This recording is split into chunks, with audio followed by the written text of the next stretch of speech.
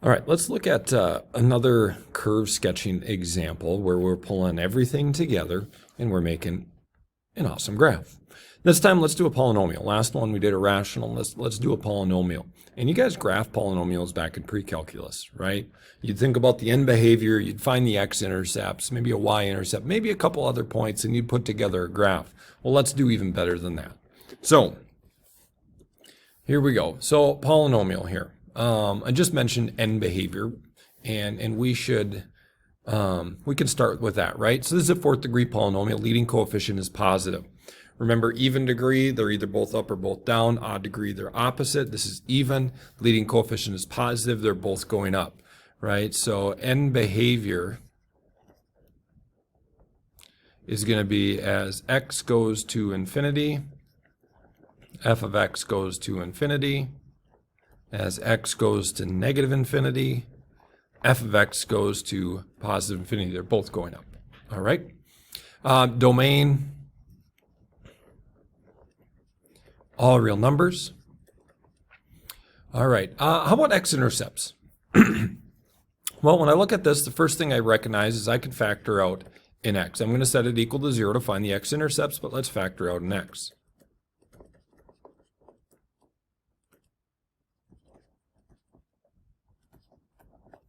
There we go.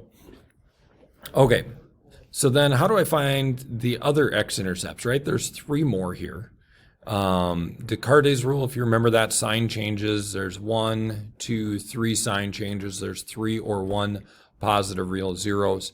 Hope you recall, but we used to make a list of possible rational zeros. And our list of possible rational zeros was always factors of the constant term over factors of the leading coefficient. So factors of 64 over factors of 1. So that would be, what are factors of 64? 1, 2, 4, 8, 16, 32, 64. I think I got them all. And then we'd use synthetic division to try to find one. So I remember in synthetic division, you put the coefficients across the top, 1, negative 12, 48, negative 64. Then we'd pick one of these zeros and we'd see if it works. Let's try 1. Okay, remember we dropped the 1. We'd multiply 1 times 1 is 1. We would add, that's negative 11. Negative 11 times 1, negative 11. Add, 37. 37 times 1, 37. Add, and what is that? Minus 27. Okay, this is not a 0 because we need to get 0 for a remainder. So 1 is not it. Okay, so we could go to 2. We can go to 4.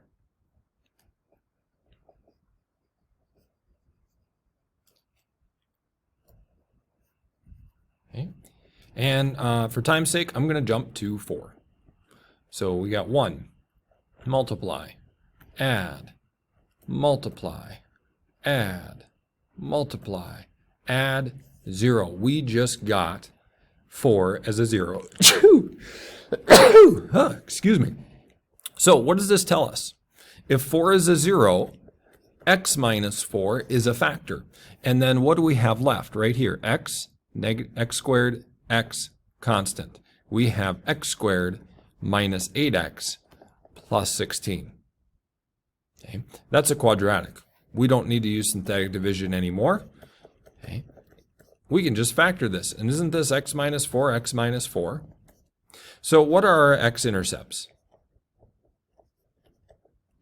Okay, our x-intercepts are x equals 0 and x equals 4 repeated 3 times. Now think about what we learned last year in pre-calc where you have repeated zeros. Remember, if it's repeated an even number time, it bounces, it comes and it hits the x-axis and reverses direction either from the bottom or the top. It bounces, right? But if it's repeated 3 times or an odd number of times, 5, 7, and so on, that's where it snakes through, okay? Where it comes, flattens out, goes through and up, almost like it's gonna bounce and go back down, but then I'm gonna go up and cross over to the other side. So this is gonna snake through.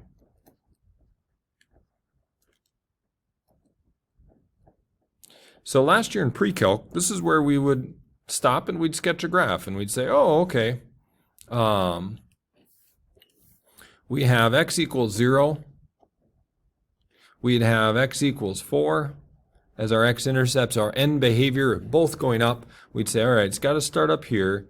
It's got to go through, come down, snake through 4, and then go up, something like that. But let's do better than that now, okay? Where is this point where it changes from decreasing to increasing? Where is that minimum? Where is it that the concavity changes? Notice it's like concave up here, but then at some point it's got to change to concave down, doesn't it? Let's find those points and make an even better graph. All right, so just going back to my list here. Domain, got it. Intercepts, well, we've got the x-intercept. It was 0. That means the y-intercept is also 0, so we've got it. There's going to be no vertical asymptotes or holes, those type of things. It's not irrational. End behavior, we talked about it. Now it's time to find our critical numbers or points of inflection. Where is it increasing, decreasing? Where is it concave up? Where is it concave down?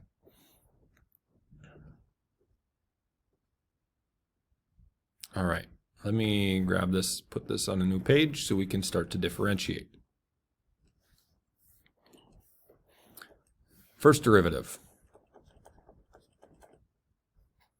4x cubed minus 36x squared, 96x minus 64.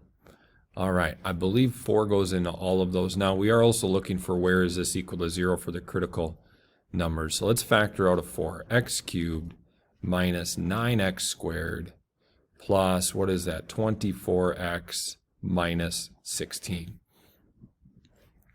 So we want to find where is this equal to 0. Now, we could make our list of possible rational zeros again, but I'm going to think here for a moment about a key feature that we've already talked about with this graph. Okay? We said that x equals 4 was a 0 that was repeated 3 times. It snakes through. What does that look like? It comes up, gets flat, and then goes through. And when I say it gets flat, that means the slope ends up being 0. I'm expecting 4 to be a critical number. Okay. Now, I'm still going to need to use synthetic division to test this out. And if we didn't have that snaking through, we could still do our list of possible rational zeros, factors of 16 over factors of 1. But because of that snake, I think that 4 is going to be a critical number. All right, so we've got what? 1, negative 9, 24, negative 16. Drop the 1, multiply, add, multiply, add, multiply, add. There it is. It is a critical number. All right, now what do we have left? We have x minus x squared minus 5x plus 4, which factors to be what? X minus 4, x minus 1. Yeah. All right, so critical numbers.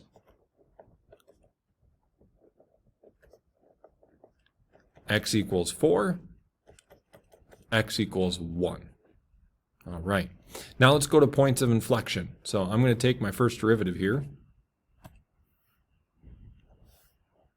And let's go on to the second derivative. 12x squared minus 72x plus 96.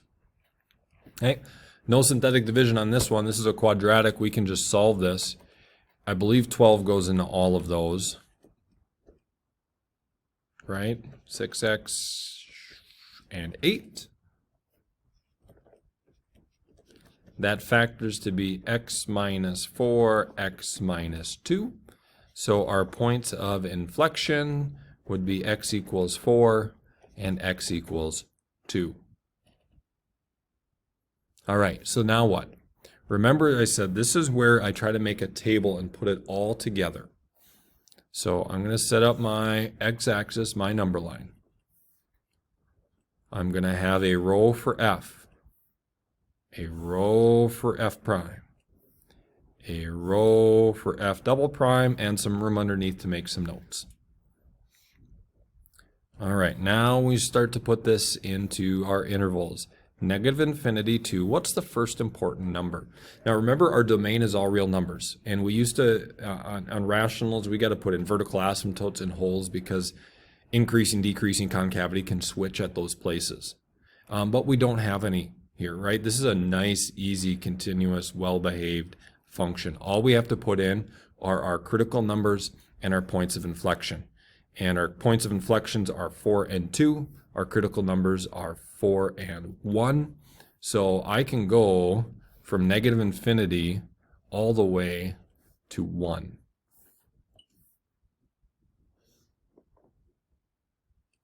And then we can go, remember we put 1 in there, give it its own column so we can figure out what's going on at 1.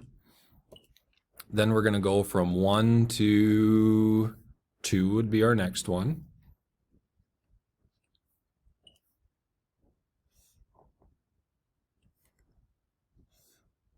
Let's give 2 our own column. Then we're going to go to 2 to, I believe, 4 was the next one.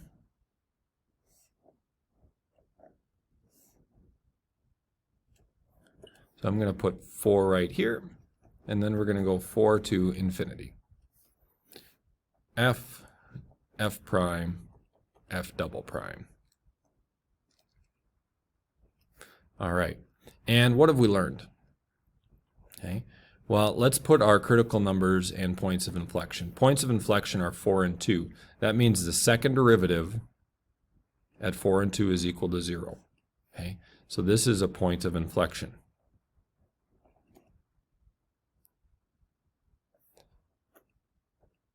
Critical numbers are 4 and 1. So I'm going to put a 0 on second derivative. This is also a critical number. And so is 1. Critical number. All right, so let's start testing some intervals here. Let's test f prime between negative infinity and 1. Determine if it's increasing or decreasing. So I'm going to go, let's use 0 here. That's a nice number. 0 into f prime would be negative. It'd be negative 64. And so that's negative, which tells me it's decreasing.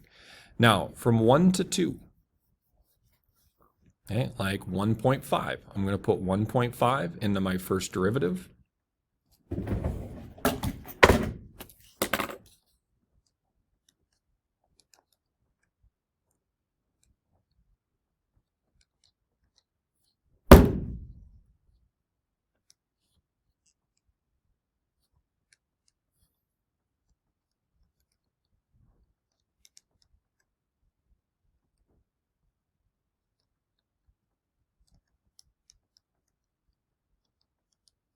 I get positive. I got 12.5.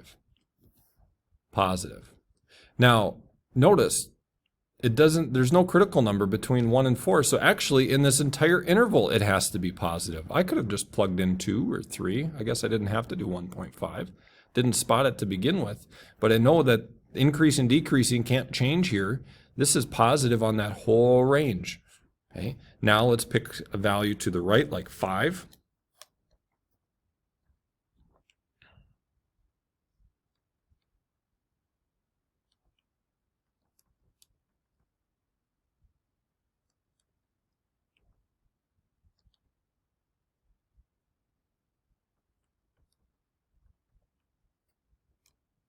I got positive 16, so it's positive there.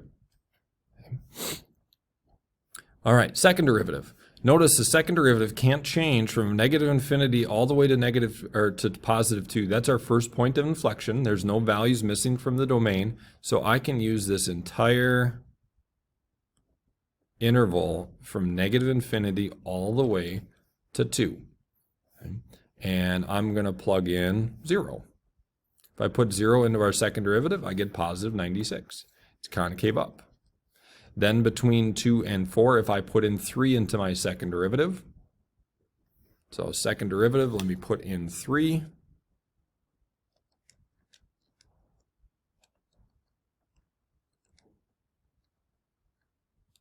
I get negative 12. Negative there. Now between 4 and infinity, I'm going to put in 5.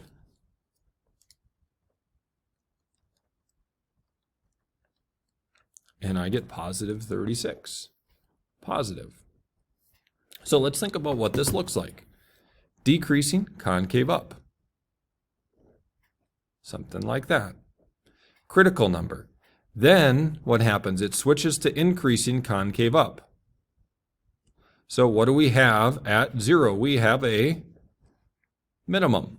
Not at 0, at x equals 1, sorry. X equals 1 is a minimum. Okay. Then we have a point of inflection. It's increasing, concave up, point of inflection, then it's increasing, concave down. Looks like this. So it's got to be a switch like that, from concave up to concave down. Then we have a negative next point of inflection, and notice what happens here. It's increasing and concave down. It's a point of inflection at a critical number, so it has to get horizontal, and then it's increasing, concave up. Notice that's going to look like this. That's that snake, okay, behavior that we talked about beforehand, okay, where it's concave down, slope gets to be 0, and then concaves up. Notice how that's different from this situation, okay, where we switch from concave up to concave down, but the slope never gets to be 0. So concave up to concave down is something like that. It does not get horizontal. That's different, all right? All I need to do now is just maybe figure out what some of these values are. X equals 4. That was one of our x-intercepts, wasn't it? Right. Okay, so that has a y value of 0. F of 4 is 0. Now what's f of 2? Where is this point of inflection? Let's put 2 back into the original function. You know what? Instead of putting it into that, I'm going to put it in the factored form. That's going to be even easier. 2 times 2 minus 4 times 2 minus 4 times 2 minus 4. Oh, missed a parenthesis. Negative 16. So f of 2 is negative 16. Okay, so now we know exactly that that point of inflection is at the point 2, negative 16. That's going to help us sketch that nicely. How about 1? Let's put 1 back in.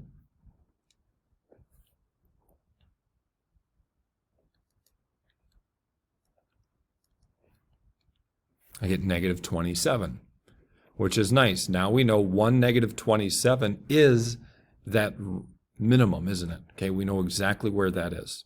So let's put this together and let's sketch a graph. Now I have some pretty big negative y values, so I'm going to kind of slide my x-axis up quite a bit here. I'm going to go 1, 2, 3, 4. Now I know I got to get all the way down to negative 27.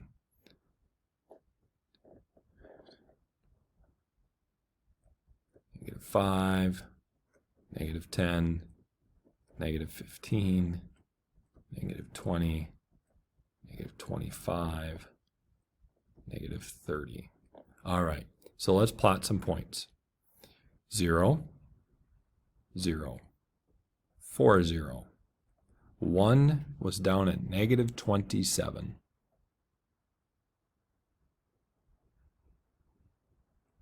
2, right, that was our point of inflection, was at negative 16. So we've got a point of inflection there. We have a minimum there. We've got our end behavior. We're going decreasing concave up to increasing concave up. Point of inflection, the concavity switches to being concave down. This is our point of inflection critical number. This is our snake. So we're snaking through there and coming up. So let's see how I can do on this.